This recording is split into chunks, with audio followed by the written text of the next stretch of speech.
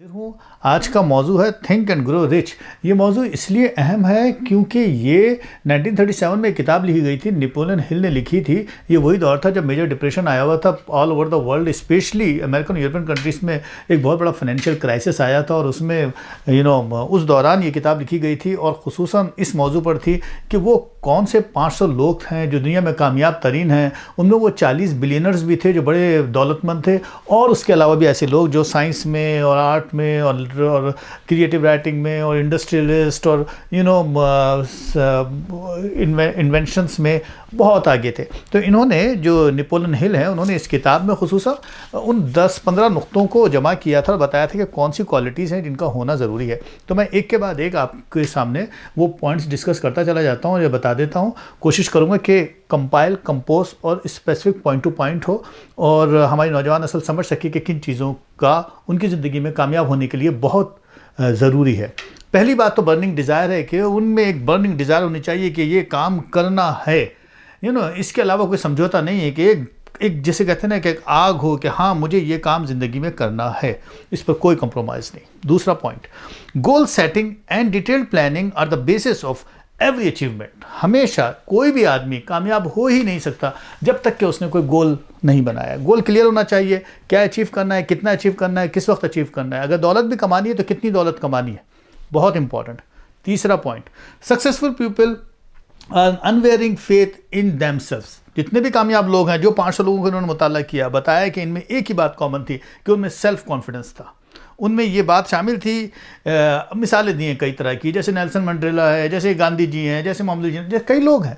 उनके अंदर ये कॉन्फिडेंस था कि वो काम कर लेंगे। कॉलोनियल पावर है बरतानिया की इतनी बड़ी, लेकिन उनसे लड़ लेंगे और हिंदुस्तान को आज़ाद करा देंगे। नेल्सन मंडेला अपने लोगों को आज़ाद करा लेगा साउथ अफ्रीका के। तो ये बड़ी एक कॉन्फिडेंस की बात है। लेकिन अगर कॉन्फिडेंस नहीं है तो अगला पॉइंट है, by using auto suggestion our subconscious can influence our behaviour. कि हमें ऑटो सजेस्ट करना ही पड़ेगा, डे एंड नाइट खुद को इन्फ्लुएंस करना पड़ेगा।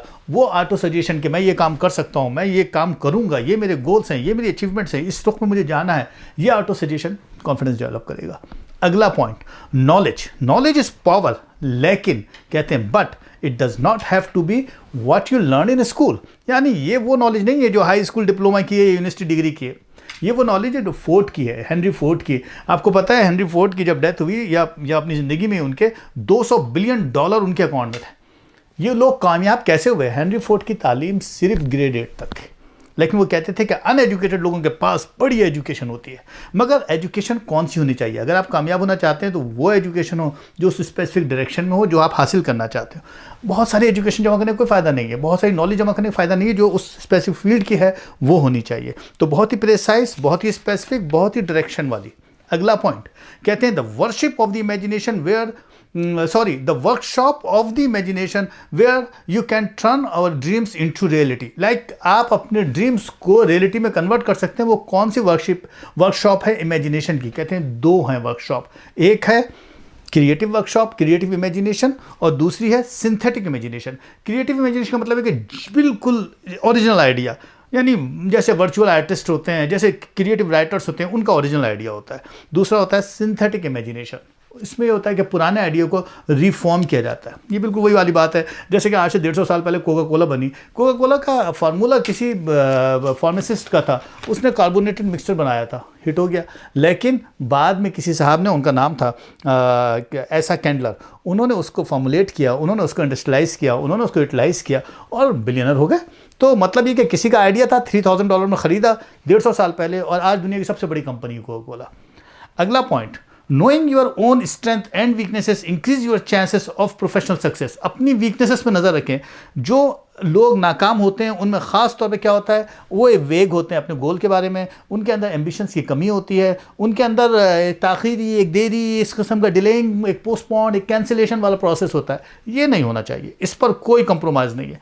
किसी साइकोलॉजिस्ट के पास जाने की ज़रूरत नहीं है, खुद अपने बारे में एनालिसिस करना चाहिए बहुत ही प्रोफाउंडली, बहुत ही ऑनेस्ट, कि मेरी क्या वीकनेसेस हैं, क्या मेरी स्ट्रेंथ है, क्या मैंने इस साल के जो प्लान्स किए थे कंप्लीट किए, क्या मैंने लोगों के साथ फ्रेंडली मिला हूँ, कोऑपरेटिव हूँ, कर्टियस हूँ, क्या मैं अपनी डिसीजन प्रॉम्प्टली लेता रहा हूँ, क्या मैं फर्मली लेता रहा हूँ, क्या मैं वक्त पर लेता रहा हूँ। इंपॉर्टेंट बात है। अगला point, positive emotions are the key to successful life and need to be strengthened. Positive emotion बहुत ज़रूरी है। ऐसे लोग जो आपके अंदर नेगेटिविटी डेवलप करें, ऐसे लोग जो आपको डीमोटिवेट करें, ऐसे लोग जो आपके पास अननेसेसरी क्रिटिसिज्म करें, उनसे दूर रहें। वो टॉक्सिक हैं, वो आपको ख़त्म कर देंगे, उनसे दूर रहें, उनसे बिल्कुल उनको डिलीट कर दें अपनी फ्रेंड लिस्ट में से। और निगेटिव इमोशंस भी, रेज, रिवेंज, हेट, इस किस्म के इमोशंस को आने मत दें, क्योंकि वो अंदर जाएगा, आपके अंदर निगेटिविटी डेवलप करेगा, आप सक्सेसफुल नहीं हो पाएंगे। सक्सेसफुल पीपल, अगला point, successful people are remarkable for their determination and steadfastness. मतलब कहने का ये है कि डिटर्मिनेशन तो की है, परसिस्टेंसी की है। जो लोग नाकाम होते हैं उनमें डिटर्मिनेशन की कमी होती है, वो रोज़ाना अपना मूड चेंज करते हैं। वो कहते हैं स्टबर्न होना चाहिए, थोड़ा सा ज़िद्दी होना ज़रूरी है, हठधर्मी नहीं, ज़िद्दी होना ज़रूरी है। जो हठधर्म होते हैं वो नाकाम हो जाते हैं, ज़िद्दी जो होते हैं ना, थोड़ा सा अपने डिसीजन पर जमे रहना, वो कामयाब हो जाते हैं।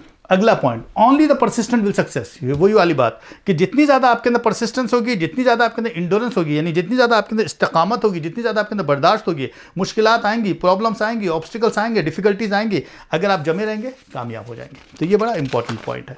उसके बाद अगला पॉइंट जो सबसे आखिरी और सबसे इंपॉर्टेंट है, achieving great things require being smart and surrounding yourself with smart people. Surrounding में स्मार्ट पीपल होने चाहिए, लॉजी लूजर्स नहीं होने चाहिए, स्मार्ट पीपल होने चाहिए, लाइक माइंडेड होने चाहिए, उनके दरमियान एक कैजुअल कॉर्पोरेशन होना चाहिए, उनका एक कॉमन गोल होना चाहिए, उनके अंदर एक कॉम्पिटेंस होनी चाहिए, आपस में एक दूसरे के साथ जुड़ के काम करने की चेक एंड बैलेंस होना चाहिए एक दूसरे का, और एक सिनर्जिस्टिक इफेक्ट उसका डेवलप हो जाएगा। 1 से 1 11 हो जाएंगे। बहुत बड़ा ग्रुप बनाने की जरूरत नहीं है, 2-4 लोग हों लेकिन एक दूसरे को जानते हों, और कामयाबी, बिल्कुल कामयाबी ज़मानत है। तो जनरली क्या पॉइंट्स हैं, मैं 1 सेकंड के अंदर, मतलब चंद सेकंड के अंदर आपको रिपीट कर देता हूं, ताकि हम आज के प्रोग्राम को यहाँ पर तकमील पर पहुँचाएं, फिर अगली बार मैं दोबारा हाजिर होऊंगा। कौन कौन से पॉइंट ज़रूरी है? नंबर 1, बर्निंग डिज़ायर का होना ज़रूरी है। नंबर 2, गोल का बिल्कुल क्लियर होना ज़रूरी है। नंबर 3, अपने ऊपर फेथ का होना, कॉन्फिडेंस का होना ज़रूरी है। नंबर 4, अगर फेथ कम है तो ऑटो सजेशन ज़रूरी है, खुद को रीअश्योर करते रहें। नॉलेज का होना ज़रूरी है, नॉलेज इज़ द पावर, मगर वो नॉलेज नहीं जो स्कूल की नॉलेज है, यूनिवर्सिटी की नॉलेज है, वो नॉलेज जो सब्जेक्ट की नॉलेज जिसमें आप कामयाबी चाहते हैं। और फिर वर्कशॉप ऑफ इमेजिनेशन, कौन सा आइडिया जिसको आप रियलिटी में कन्वर्ट करना चाहते हैं, सिंथेटिक है या क्रिएटिव है। अगर ओरिजिनल है तो क्रिएटिव है, अगर सेकेंडरी है तो सिंथेटिक है। तो पुराने आइडिया से जोड़कर नया आइडिया डेवलप करें।